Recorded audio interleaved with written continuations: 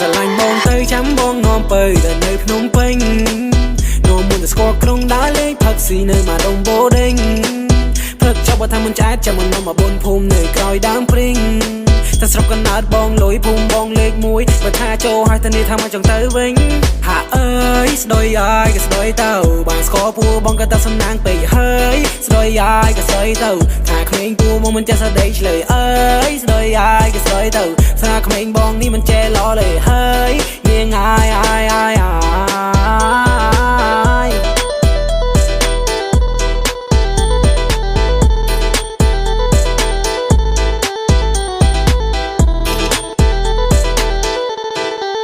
ถ้าស្រឡាញ់បងទៅចាំបងនាំពៅទៅនៅភ្នំពេញនាំមុនទៅស្គាល់ក្រុងដើរលេងផឹកស៊ីនៅម៉ាដុំបូដេងព្រឹកចប់បើថាមិនឆ្អែតចាំមកនាំមកបនភូមិនៅក្រោយដើមព្រីងតែស្រុកកណ្ដាលបងលុយភូមិបងលេខ1បើថាចូលហើយតានេះថាមកចង់ទៅវិញ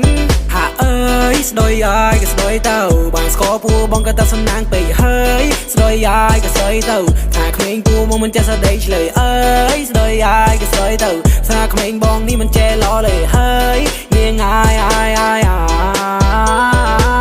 យ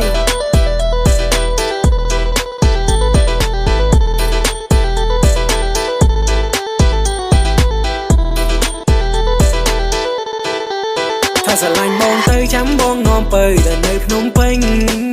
នាំមុនទៅស្គាល់ក្រុងដើរលេងផឹកស៊ីនៅម៉ាដុំបូដេងព្រឹកចប់បើថាមិនឆ្អែតចាំមកនាំមកបនភូមិនៅក្រោយដើមព្រីង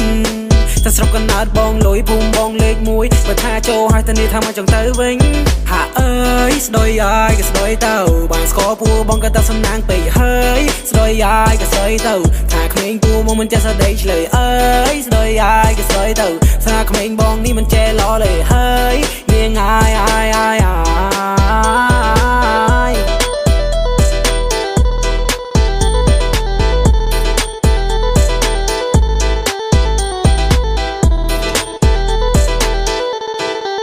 ถ้าស្រឡាញ់បងទៅចាំបងនាំពៅទៅនៅភ្នំពេញ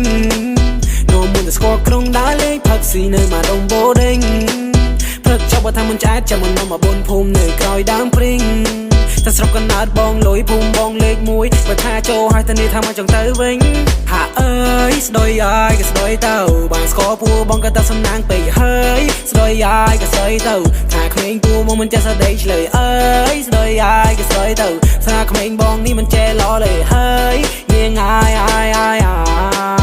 យ